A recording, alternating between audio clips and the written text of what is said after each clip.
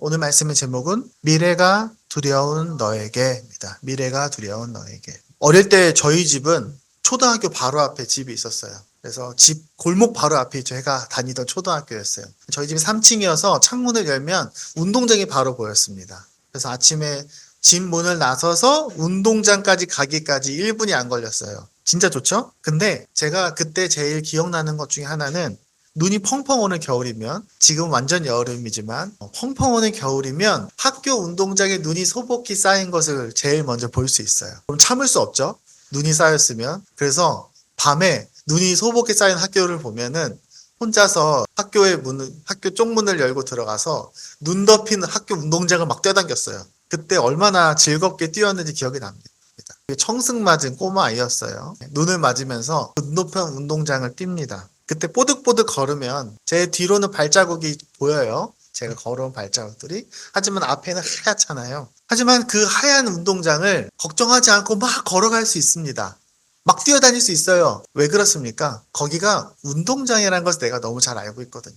내가 평소에 항상 뛰어다니는 운동장이라는 걸 알고 있으니까 눈이 쌓여 있지만 그 밑에 평평한 바닥이라는 것을 믿고 막 뛰어다닐 수 있는 거예요. 자, 그런데 우리가 이렇게 우리 예전 대응이가 살던 히말라야로 가보겠습니다. 히말라야에 있는 하얀 눈 벌밭이 있다면, 히말라야에 눈이 이렇게 쌓였다면, 만약에 거기가 우리 학교 운동장이었으면 괜찮은데, 만약에 히말라야 등산을 하다가 눈이 쌓여있는 들판을 발견했다고 해서 거기서 뛰면 큰일 납니다. 왜냐면 그 사이에는 어디에 구덩이가 있을지 모르거든요. 그걸 전문 용어로 히든 크레바스라고 합니다. 눈이 쌓여있어 보이지 않지만 그 밑에 눈이 갈라진 틈이 있을 수도 있고 구덩이가 있을 수도 있어요. 근데 눈이 워낙 많이 오니까 지나가다가 어딘가를 빠질 수 있는 거죠. 그걸 크레바스라고 합니다. 그래서 잘 모르는 길이면은 항상 그 폴대로 다 찔러보면서 가야 합니다. 그래서 히말라야 등산하는 사람들은 정해진 길 이외에 다른 길로 가는 것이 굉장히 위험하다고 합니다. 근데 우리 인생도 그런 것 같아요. 내 인생이 잘 알고 있는 운동장에 눈이 싹 덮여 있다면 뭐 열심히 걸어가도 상관없죠. 하지만 사실 우리 삶이라는 건 히말라야 300회 눈 덮인 벌판을 걷는 것 같아요. 어디에 크레바가 있을지 몰라요. 어디 구덩이가 있을지 몰라요. 물론 우리 인생을 먼저 살아간 어른들이 있죠. 부모님은 이렇게 말할 수 있어요. 내가 네 인생 먼저 살았으니까 내가 알려줄 수 있어요. 근데 사실 그렇습니까? 아니요. 우리 부모님들은 우리 옆에 있는 그런 삼촌 이모들도 내 인생을 산 건 아니잖아요. 내 인생은 나만 살 수 있는 거예요. 안타깝지만 아무도 내 인생을 대신 살 수 없어요. 아무도 내가 살고 있는 이 길의 막막함을 알지 못해요. 모두가 다 각자의 산행을 하고 있는 겁니다. 그래서 누구나 미래는 두려운 법이에요. 두렵지 않은 미래는 없어요. 오늘 본문에도 그런 사람들이 나옵니다. 한 치 앞도 볼 수가 없어서 두려움과 막막하게 쌓인 사람들에게 하나님이 이렇게 말씀하십니다. 오늘 본문에는요. 내가 너의 인생의 주인이야. 내가 너를 돌보고 있어. 너를 향한 선한 계획이 있어. 그러니 두려워하지 말고 나아가라. 오늘 말씀을 한번 읽어보겠습니다. 본문이 조금 긴데요. 제가 앞에 작은 제목을 붙여놨어요. 예레미야 29장에 있는 말씀이고요. 앞에는 하나님의 명령이 나오고요. 그 다음에 두 번째는 하나님의 경고가 나오고 세 번째는 하나님의 약속이 나옵니다. 그래서 함께 우리 같이 천천히 한번 읽어볼게요. 첫 번째, 정착하라. 나 만군의 주 이스라엘의 하나님이 말한다. 내가 예루살렘에서 바벨로니아로 잡혀가게 한 모든 포로에게 말한다. 번성해라. 너희는 그곳에서 집을 짓고 정착하여라. 과수원도 만들고 그 열매도 따먹어라. 너희는 장가를 들어서 아들, 딸을 낳고 너희 아들들도 장가를 보내고 너희 딸들도 시집을 보내어 그들도 아들, 딸을 낳도록 하여라. 내가 그곳에서 번성하여 줄어들지 않게 하여라. 축복하라. 또 너희는 내가 사로잡혀 가게 한 그 성읍이 평안을 누리도록 노력하고 그 성읍이 번영하도록 나 주에게 기도하여라. 그 성읍이 평안해야 너희도 평안할 것이기 때문이다. 자, 경고, 가짜를 주의하라. 나 만군의 주 이스라엘의 하나님이 분명히 말한다. 너희는 지금 너희 가운데 있는 예언자들에게 속지 말고 점쟁이들에게도 속지 말고 꿈쟁이들의 꿈 이야기에도 고지 듣지 말아라. 내가 보낸 자들이 아니다. 그들은 단지 나의 이름을 팔아서 너희에게 거짓 예언을 하고 있을 뿐이다. 그들은 내가 보낸 자들이 아니다. 나 주의 말이다. 약속, 너희는 돌아올 거다. 나 주가 분명히 말한다. 너희가 바벨로니아에서 70년을 다 채우고 나면 내가 너희를 돌아보아 너희를 이곳으로 다시 데리고 오기로 한 나의 은혜로운 약속을 너희에게 그대로 이루어 주겠다. 평안과 희망의 계획이 있다. 너희를 두고 계획하고 있는 일들은 오직 나만이 알고 있다. 내가 너희를 두고 계획하고 있는 일들은 재앙이 아니라 번영이다. 내가 너희에 대해 미래에 대한 희망을 주려는 것이다. 나 주의 말이다. 기도해라. 꼭 들어주겠다. 너희가 나를 부르고 나에게 와서 기도하면 내가 너희의 호소를 들어주겠다. 너희가 나를 찾으면 나를 만날 것이다. 너희가 온전한 마음으로 나를 찾기만 하면 내가 너희를 만나주겠다. 나 주의 말이다. 내가 너희를 포로 생활에서 돌아오게 하겠다. 내가 너희를 쫓아보냈던 세상의 모든 나라, 모든 지역에서 너를 모아오겠다. 내가 너희를 포로로 보냈으나 나는 너희를 그곳에서 너희의 고향으로 다시 데려오겠다. 나 주의 말이다. 오늘 본문의 배경은 예레미야서입니다. 예레미야서. 예레미야는 이스라엘의 선지자 이름이에요. 그리고 이 책은 하나님이 예레미야를 통해서 편지를 보내신 책에 있는 내용입니다. 배경은 이래요. 우리 구약 성경, 신약 성경 잘 알죠? 구약 성경에서 다윗, 솔로몬 잘 알 겁니다. 그리고 솔로몬의 아들 때에 이스라엘이 남북으로 나뉘어집니다. 그리고 북쪽은 먼저 주전 한 8세기쯤에 시리아에 멸망을 해요. 그리고 남쪽이 주전 6세기쯤에 우리가 한 번씩 들어봤을 바벨론이란 나라에 멸망을 합니다. 바벨론은 굉장히 크고 강한 나라였어요. 그리고 근데 이스라엘은 원래 하나님께서 보호하셔야 살 수 있는 나라였습니다. 이스라엘은 원래 자기 힘으로 사는 나라가 아니었어요. 힘이 강했기 때문에 세워진 나라가 아니에요. 그렇기 때문에 이스라엘은 적어도 이스라엘은 지도자들이 하나님의 말씀에 순종하면은 하나님을 보호하시고 하나님의 말씀에 순종하지 않고 하나님을 거부하면 하나님이 도와주실 수 없기 때문에 당연히 침략을 받는 이런 방식입니다. 그래서 바벨론이 하나님을 거부한 이스라엘 백성 이 땅을 멸망시키고 수많은 사람들을 바벨론이라는 나라로 끌고 갑니다. 이때에 우리가 아마 들어봤음직한 느부갓네살 왕입니다. 그러니까 이스라엘 많은 백성들이 일반 백성들은 사실 크게 잘못한 게 없을 수도 있는데 그 백성들은 나라가 망했다는 이유로 먼 타지로 끌려갑니다. 포로로 끌려간 거예요. 그곳에서 막 노예처럼 살았다기보다는 대부분 좀 더 왕족들, 똑똑한 사람들, 기술자들을 많이 끌고 갔습니다. 그러니까 이스라엘 백성들 어느 날 아침에 나라가 망했기 때문에 외국으로 끌려가서 알 수 없는 땅에서 알 수 없는 사람들과 함께 모르는 사람들의 언어 속에 살아가는 거예요. 어떻게 보면 오늘 이 친구들하고 비슷할 수 있습니다. 갑자기 어느 날 나는 모르는 낯선 나라에 사는 거예요. 우리보다 더 그럴 겁니다. 왜냐하면 그 시대에는 외국에 가서 산다는 개념이 별로 없어요. 그 사람들은 해외에 가서 이렇게 적응하며 살 수 있는 그런 시대가 아닙니다. 지금으로부터 주전 2600년, 2700년 그 전이니까. 마치 NK아이들이 엄마 아빠를 따라서 어린 시절 외국인들과 다른 나라 언어권에 사는 것처럼. 그러니까 그 사람들은 이 말씀을 들을 때 어떤 상황이었겠습니까? 나라가 망하고 평생 알지도 못하는 사람들과 말도 안 통하는데 먼 땅으로 포로로 끌려간 사람들입니다. 물론 먹고 살 수는 있었습니다. 하지만 언제 죽을지, 내가 내일 어떻게 살아야 될지도 모르고 그런 두려움 가운데 있는 사람들입니다. 하나님이 자신을 버린 것처럼 느껴졌을 수도 있어요. 하나님 왜 나를 버리셨나요? 혹은 하나님이 실패했다고 생각할 수도 있어요. 하나님이 힘이 약해서 하나님이 바벨론 나라한테 망해졌나 보다 라고 느꼈을 수도 있습니다. 그들은 절망했고 두려워했습니다. 가끔 우리도 그런 삶의 경험 마주칠 때도 있습니다. 우리도 각자 저마다의 삶의 어려움이 있어요. 막막함이 있고요. 두려움이 있습니다. 답답함이 있습니다. 물론 저 잘 살고 있는데요? 라고 말할 수도 있어요. 근데 사실 누구나 삶의 어려움은 있고요. 나 잘 살고 있는 것처럼 보여도 마음속 깊은 곳에 들여다보면 그곳에는 당연히 두려움이 있습니다. 세상에 두려움이 없는 사람은 없어요. 세상에 답답함이 없는 사람은 없어요. 하지만 내가 두려움이 없는 척하고 사는 사람이 있거나 아니면 내가 갖고 있는 세상의 것들이, 내가 갖고 있는 돈이, 내가 갖고 있는 명예가, 내가 살고 있는 이 모든 세상의 주위 환경이 나를 보호하고 있다고 착각하고 있는 것 뿐입니다. 왜 그렇습니까? 사람들은요, 그래서 그런 것들을 모으고 싶어 해요. 돈을 많이 벌고 싶어 합니다. 왜? 돈이 나를 보호해 줄 거라고 믿기 때문이에요. 높은 자리에 올라가고 싶어 해요. 왜? 높은 자리에 올라가면 그 자리가 나를 지켜줄 것 같거든요. 인기를 얻고 싶어 합니다.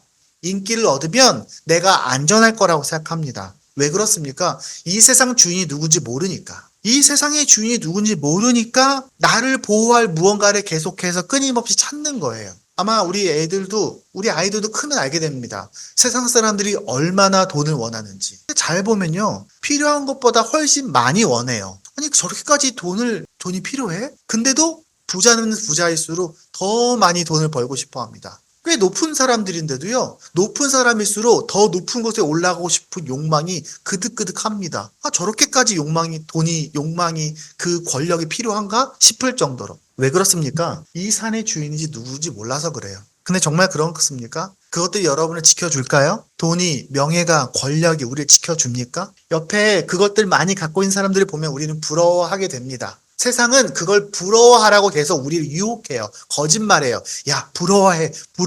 너도 저걸 갖기 위해 노력해야 돼. 근데 그런가요? 아니요. 사실은요, 돈과 명예와 권력은 소수만 가질 수 있어요. 대부분의 사람들은 넉넉히 갖지 못합니다. 아마 여러분도 답답함이 있을 거예요. 우리 여기 아이들은 고3이니까 아마 대학에 대한 두려움이 있겠죠? 진학이 어떻게 될지. 내가 미국에 가면 어떻게 살 수 있을까? 나 한국에서 잘 살 수 있을까? 나 대학 가고 엄마 아빠 떨어져서 이 고국이라고 왔는데 많은 MK들이 한국에 와서 그런 답답함 가운데 낙심합니다. 나는 되게 좋을 거라 생각했는데 한국 와서 살아보니까 만나는 사람들이 다들 뭔가 음모를 갖고 있는 것 같고 내가 마음 붙일 데가 없고 그럴 때가 있습니다. 아마 대응이도 우리 교회 처음 왔을 때 그런 마음이었을 거라고 생각합니다. 직장에서도요, 어른들이 되면은 괜찮을까요? 아니요, 안 그래요. 어른들도요, 직장 잘 다니고 있지만 내가 내년에도 이 직장에 있을까? 아니, 5년 뒤엔 있을까? 만약에 내가 이 직장에 다니지 않으면 나는 뭐 먹고 살지? 우리 아이들은 어떻게 키우지? 생각하게 돼요. 우리 여기 산모도 있어요. 당연히 마음에 불안함이 있겠죠. 우리는 초롱자매가 벌써 2아이의 엄마니까 너무 잘 알겠지. 안 그래요. 셋째도 첫 아이처럼 두려움과 긴장감이 있습니다. 그렇다 하더라고요. 저는 경험해보지 못했지만. 생각해보니까 저도 그랬습니다. 예전에 제가 한 10년 전 정도에 제가 천안 내려갈 때 10여 년 전에 서울의 모든 걸 다 정리하고 한 번도 살아본 적이 없고 아는 사람이 단 한 명도 없는 천안에 있는 어떤 작은 교회에 전도사로 갔어요.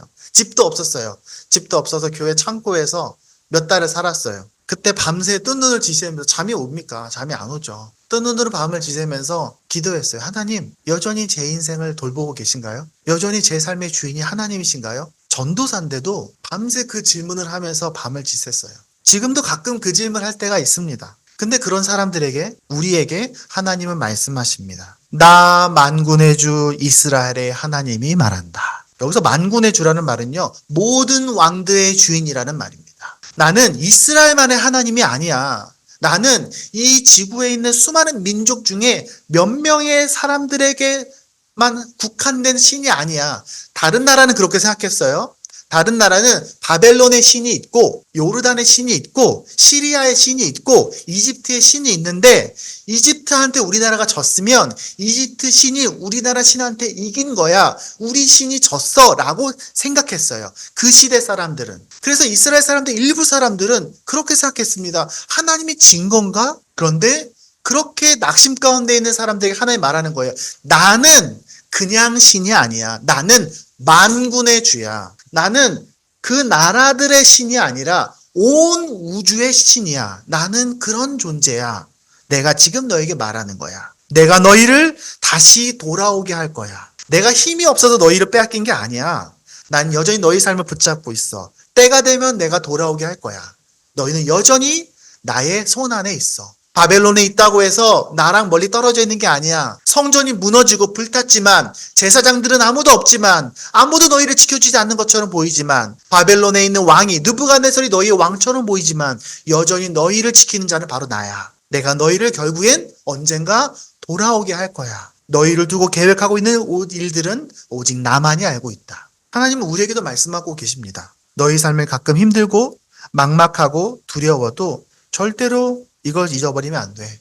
내가 너희의 하나님이야. 돈이 너희의 하나님이 아니야. 명예와 권력이 이 세상에 화려해 보이는 것들이 너희의 하나님이 아니야. 난 너희를 절대로 포기하지 않아. 나는 실패하는 존재가 아니야. 나는 너희의 인생의 주인이야. 왜냐면 너희의 주인인 내가 세상의 주인이니까. 오늘 이 슬라이드에 말하는 것처럼 내가 너희의 인생의 주인이니까. 우리가 만약에 눈 덮인 히말라야 산맥에 오른다면 당연히 두려워할 겁니다. 하지만 만약에 숨겨진 크레바스가 있을까 싶어서 그 크레바스를 극복하기 위한 짐들을 잔뜩 지고 두려움과 걱정 가운데 한 걸음 한 걸음 내디는 사람과 여기는 우리 아버지 땅이야 라고 생각하면서 마치 우리 집 앞에 있는 운동장을 달리는 것처럼 가볍게 등산하는 사람의 삶은 다를 겁니다. 똑같은 길을 걷는 것처럼 보이지만 그러므로 여러분 이걸 기억해야 됩니다. 하나님이 이 세상의 주인이시고 그 주인이 여러분을 목숨처럼 사랑하십니다. 여전히 나와 함께 계심을 우리가 믿어야 됩니다. 그걸 우리가 잊어버리는 만큼 두려워지게 돼요. 우리가 기억하는 만큼 우리는 용기 있게 살 수 있습니다. 그건 이해하는 게 아니에요. 그건 경험하는 겁니다. 살면서 계속해서 그걸 경험하길 바랍니다. 우리가 목사님이 여러분의 인생을 먼저 살진 않았어요. 살 수 없어요. 우리 아이들의 삶을 살아줄 수 없죠. 하지만 우리의 믿음의 어른들, 우리의 부모님들, 선교사님들이 그렇게 살았었어요. 자신의 길을 크레바스가 있을 거라 두려워하지 아니하고 거침없이 걸어갔어요. 그리고 우리는 두 번째 말씀을 듣게 됩니다. 그런데 내 인생에 하나님이 계획이 있어. 오늘 성경을 좀 읽어보면요. 만약에 여러분이 성경을 열심히 쫙 읽었다면 이런 질문을 할 수 있습니다. 목사님 근데요 이 사람들 포로로 끌려간 게 이스라엘이 죄를 많이 지어서 끌려간 거 아닙니까? 그럴 수 있죠. 왜냐하면 실제로 그래요. 이스라엘이 멸망한 이유가 뭔가요? 왜 이스라엘 포로로 끌려갔어요? 원래 이스라엘은 제가 아까 얘기했던 것처럼 하나님께 순종하면 하나님이 보호해 주셔서 나라가 유지되는 나라예요. 원래 처음부터 그랬어요. 근데 하나님께 순종하지 않고 저 하나님 필요 없어요. 저희가 알아서 잘 살 수 있어요 라고 말하면서 하나님의 손을 놓으면 하나님은 자신을 거부하는 백성을 억지로 도와주시지 않아요. 하나님은 기다리시는 겁니다. 손을 떼시는 겁니다. 그러면 이스라엘이 자연스럽게 마치 댐이 무너지는 것처럼 외국의 공격들이 들어와서 그들을 끌려가겠죠. 그리고 사실 이 시기는요 장기적으로 보면 심판의 시기입니다. 이스라엘 백성들이 심판받은 거예요. 죄를 지어서. 그쵸? 근데 왜냐하면 이 사람들이 나중에 돌아와서 예수님이 이 땅에 오시는 그 큰 그림 속에 있는 겁니다. 하지만 이 큰 역사 속에 있는 이스라엘이라는 국가와 그 안에 살고 있는 백성은 또 달라요. 다시 말하면 큰 틀 안에서 심판받은 이스라엘과 그 안에 있는 그래도 하나님을 믿으며 살아갔던 백성들은 구별해야 된다는 거예요. 그래서 하나님이요 예레미야서를 전체를 다 읽으면 계속해서 하나님은 이스라엘의 지도자들은 계속해서 비난하십니다. 너네가 제대로 못해서 그래. 왕들과 제사장들과 지도자들을 계속 혼내십니다. 하지만 이스라엘 백성들에게는 계속해서 위로하고 격려하고 축복하고 응원하는 말씀들이 있습니다. 오늘 본문서에서 이스라엘 사람들은요 우리가 망했다고 생각했습니다. 낯선 땅, 낯선 사람들, 낯선 인생을 살아야 되는데 사실 우리가요 익숙한 곳에 오면요 예측이 돼요. 만약에 우리가 한국으로 이사했다면, 한국에서 살다가 한국으로 이사했다면 대충 예상은 되죠. 아무리 먼 땅이라도 그래도 이 사람들 한국말 쓰고 한국의 문화 속에서 한국 돈 쓰고 살죠. 하지만 다른 나라로 가면 어떻습니까? 말도 안 통해, 문화도 몰라, 돈도 달라, 내가 내일 무슨 일이 벌어질지 모르는 거예요. 아마 여러분의 부모님 선교사님들이 외국에 나갔을 때는 처음 그랬을 겁니다. 근데 우리도 마찬가지예요. 그냥 한국에 사는 사람들도 마찬가지예요. 당장 내일 어떤 일이 벌어질지 몰라요. 적어도 과거의 조선시대보다 고려시대보다 현대는 더 그런 것 같아요. 옛날 사람들은요 부모님이 살았던 삶이랑 자녀들이 사는 삶이랑 비슷했어요. 그랬겠죠. 조선시대에는 아버지가 농사꾼이야, 아들도 농사꾼이에요. 아버지가 살았던 방식을 잘 배우면 아들도 잘 살 수 있어요. 근데 지금은 어떻습니까? 완전히 달라요. 아버지가 살았던 삶의 방식을 아무리 잘 배워도 자식은 완전히 새로운 삶을 살게 돼요. 우리 아이들이 어떤 미래에 살지 우리는 알 수가 없어요. 그때는 무슨 직업이 없어지고 무슨 직업이 생길지를 알 수가 없다니까요. 요즘에 사람들 아이들 학교 가면 다 그래요. 아빠 학교에 갔더니 이 아이가 내가 하고 싶은 미래의 직업을 대체할 거래요. 아빠 세상의 뉴스를 보니까 이런 직업도 없어지고 이런 직업도 없어지고 이런 직업도 없어진대요. 그래서 요즘에 청년들이 왜 아이를 못 낳습니까? 왜 결혼 안 합니까? 미래가 너무 불투명한 것도 중요한 이유 중에 하나가 아닌가 합니다. 근데 하나님이 우리에게 말씀하십니다. 나는 계획이 있어. 11절에 뭐라고 합니까? 한번 읽어볼까요? 11절에 너희를 두고 계획하는 일들은 오직 나만이 알고 있다. 내 안에 계획이 있어. 너희 민족은 실패한 게 맞아. 지금 당장 그렇게 보이지? 근데 나는 실패한 게 아니야. 나는 패배하지 않았어. 나는 실수하지 않아. 나는 너희를 향한 계획이 여전히 있어. 우선 너희는 거기서 잘 살아. 너희는 거기서 살게 할 거야. 거기서 집을 짓고 가정을 꾸리고 자녀를 낳고 먹을 것을 직업을 찾아서 잘 살아. 그리고 때가 되면 돌아오게 할 거야. 내가 너의 인생을 계획하고 있어. 하나님 우리에게도 그렇게 말씀하십니다. 물론 교회 다니는 사람들도요, 울 일이 있어요. 웃을 일도 있지만 절망할 때가 있습니다. 아무리 하나님을 잘 믿어도 밤새 고민하느라 잠 못 드는 날들이 분명히 있을 거예요. 저도 그렇습니다. 하지만 그럼에도 불구하고 우리는 계획 안에 있어요. 근데 우리가 두 가지 착각을 하면 안 됩니다. 첫 번째, 하나님 우리 계획이 있다고? 그러면은 우리의 인생이 다 결정돼 있다는 건가? 하나님이 알아서 하신다는 건가? 하나님이 다 계획했으니까 한 걸음 한 걸음 무조건 하나님께 물어가면서 가야 되는 건가? 그렇게 착각하면 안 됩니다. 하나님 우리의 미래를 결정해 놓으신 건 아니에요. 하나님 우리와 함께 미래를 만들어 가시는 겁니다. 우리의 의견은 존중하세요. 하나님 저 A 회사에 가야 됩니까? B 회사에 가야 됩니까? 하나님이 A 회사에 가기 원하시는데 내가 고민하다가 실수로 B 회사에 가면 하나님의 뜻을 거스르는 게 아니에요. 기도하면서 고민하면서 선택했다면 하나님이 그 길을 함께 하실 겁니다. 하나님이 우리에게 미래를 개척하라고 하십니다. 열어가라고 하십니다. 내가 너랑 같이 있으니까 두려워하지 말고 용기 있게 나아가. 하지만 나중에 알게 될 거예요. 아, 우리는 하나님의 계획 안에 있었구나. 또 두 번째입니다. 하나님께서 우리에게 가지고 있는 그 계획이 세상에서 성공하는 것인가? 좋은 대학 가서 좋은 집에 취직하고 부자가 되고 높은 사람이 되고 영향력이 있어서 세상에서 막 되게 훌륭한 사람이 되는 게 하나님의 뜻인가? 물론 그런 사람도 있죠. 근데 그렇지 않은 사람도 있어요. 어떤 사람은 굉장히 하나님을 잘 믿어서 가난해질 수도 있어요. 대표적인 사람들이 누굽니까? 선교사님들이에요. 선교사님들은 하나님을 너무 잘 믿어서 어려운 땅에서 어렵게 힘들게 그 삶을 살아가고 계신 거예요. 하지만 그 삶이 하나님의 계획 안에 있고 하나님의 복을 풍성하게 누리고 있는 삶이라고 저는 믿습니다. 그러므로 우리가 세상 사람들 계속해서 여러분에게 유혹할 거예요. 자, 너희 하나님 잘 믿는다며. 근데 왜 너 왜 부자가 되지 못했어? 너 하나님 잘 믿는다며. 왜 이 회사에서 취직해서 훌륭하게 잘 살지 못해? 야, 쟤는 하나님 안 믿는데 잘 됐어. 너가 거짓말하는 거 아니야? 네 믿음이 뭐야? 가짜 아니야? 라고 말할 거예요. 그때에 그런 말들에 흔들리지 마십시오. 우리의 삶은요, 당연히 불안함이 있을 수 있어요. 하지만 우리가 우리의 삶에서 하나님께 예배하면서 이 땅의 사람들 사랑하면서 자유롭고 행복하게 만족하면서 살아가기 원한다면 하나님이 우리에게 필요한 것들은 반드시 주실 거예요. 하나님을 사랑하고 이 땅에서 하나님의 나라를 살기 원한다면 하나님은 그것을 반드시 주실 겁니다. 마치 우리가 눈밭을 걸어간다고 해봅시다. 내가 어디로 가야 안전한 길인지 우린 잘 모르죠. 하지만 뒤를 돌아보면 알 수 있어요. 아, 내가 안전하게 걸어왔구나. 우리의 삶도 마찬가지입니다. 우리가 우리의 삶의 미래에 대한 것들도요, 하나님을 신뢰하면서 한 걸음 한 걸음 하나님과 걸어간다면 나중에 알게 될 거예요. 아, 내가 하나님을 의식하면서 기도하면서 한 걸음 한 걸음 걸어갔더니 내가 그분의 계획 안에 있었구나. 그의 인도하심 안에 있었구나. 하나님의 계획은 우리가 선택하는 것이 계획이 아니라 우리가 이 땅을 살아가는 삶의 가치관, 방향, 태도, 거기에 있기 때문에 그렇습니다. 그러므로 여러분, 우리가 그 하나님의 그 선한 계획, 인도하심, 그분의 길 안에 있기를 소망하십시오.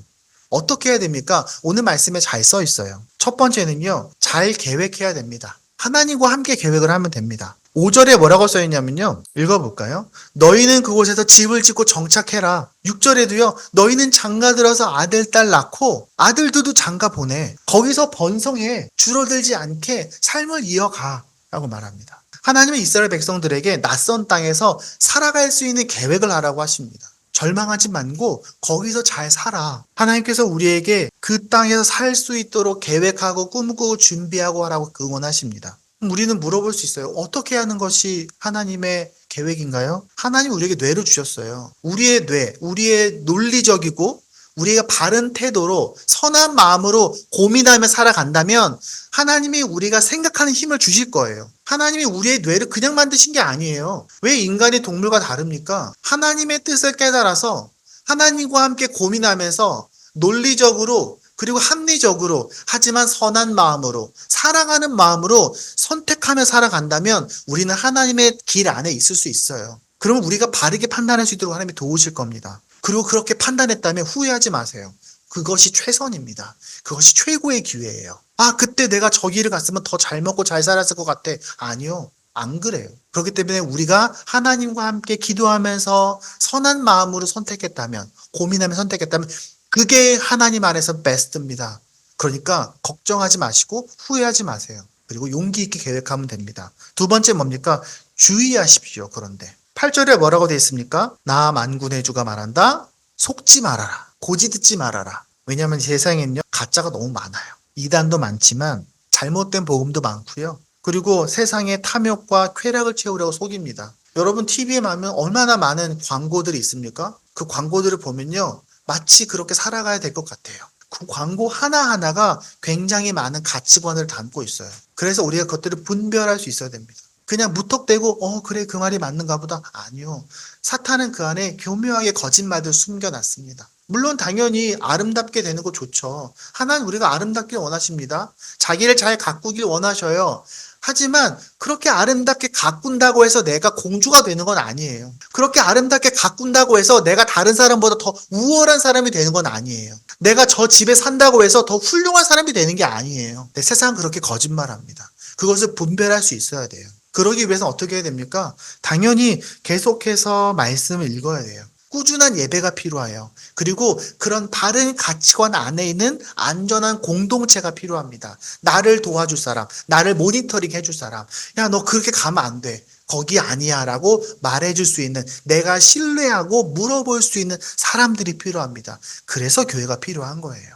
저도 여러분이 필요해요. 목사님이라고 다 잘할까요? 안 그래요. 혹시 제가 엉뚱한 길을 가고 있다면 목사님 거기 아니에요 라고 말해줘야 돼요. 그리고 세 번째 뭐라고 말씀하십니까? 세상을 축복해라. 7절에 뭐라고 되어 있었냐면요, 너희는 그 성읍이, 너희가 간 그 성읍이 평안을 누리도록 노력해. 그 성읍이 번영하도록 기도해라. 너희가 사는 그 동네가 잘 되라고, 너희 회사, 너희 친구들, 너희가 만나는 사람들이 잘 되도록 기도해주고 힘써주고 노력해. 너가 직장에 다니고 있다면 열심히 일해. 그곳이 잘 되는 게 나의 뜻이야. 왜? 그 성읍이 평안해야 너희도 평안하니까. 이 나라가 잘 되도록 이 땅을 위해서 기도해야 됩니다.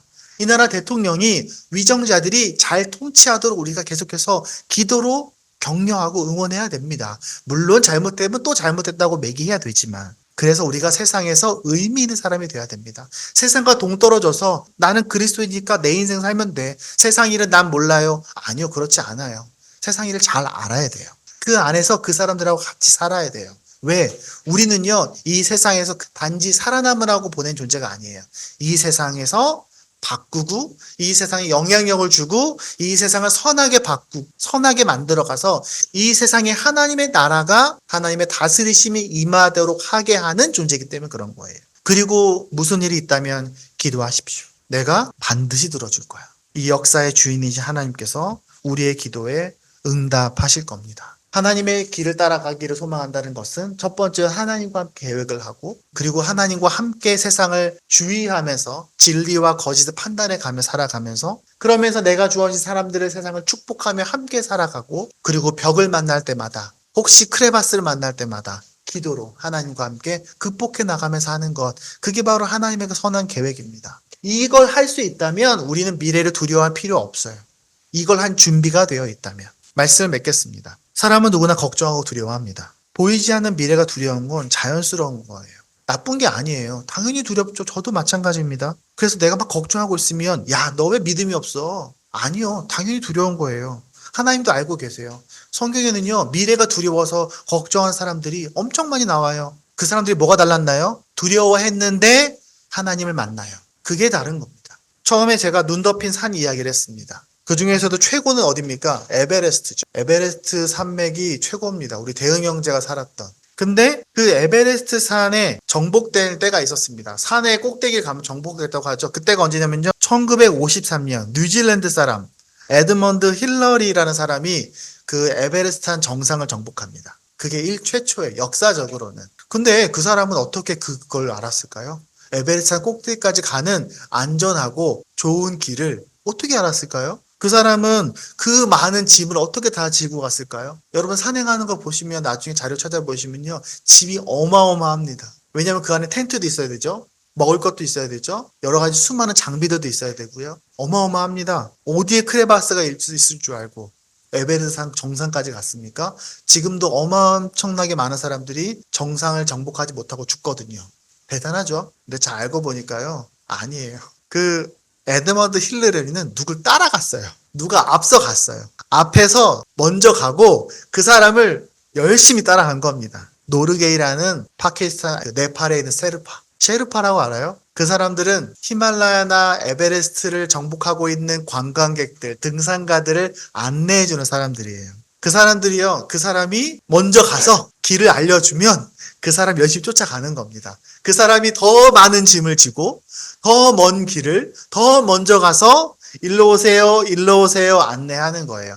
그 사람을 끝까지 쫓아갑니다. 그리고 마지막에 정상 바로 앞에서 30분을 기다려줬다고 해요. 그럼 30분 동안 열심히 올라가서 에드먼드 힐러리가 자기의 나라 국기를 찍으면서 말하는 겁니다. 우와, 정상에 도착했어. 세르파는 히말라야 등반한 사람들을 돕는 직업이고요. 적게는 20km, 많게는 50km까지 등에 짐을 지고 길 가는 사람들 길을 안내해주고 요리를 해주고 텐트를 쳐주고 위험에 빠지면 도와주고 심지어 조난당하면 가서 업고 내려옵니다. 제가 그 세르파에 대한 다큐멘터리를 어제 열심히 찾아보면서 이런 생각이 들었어요.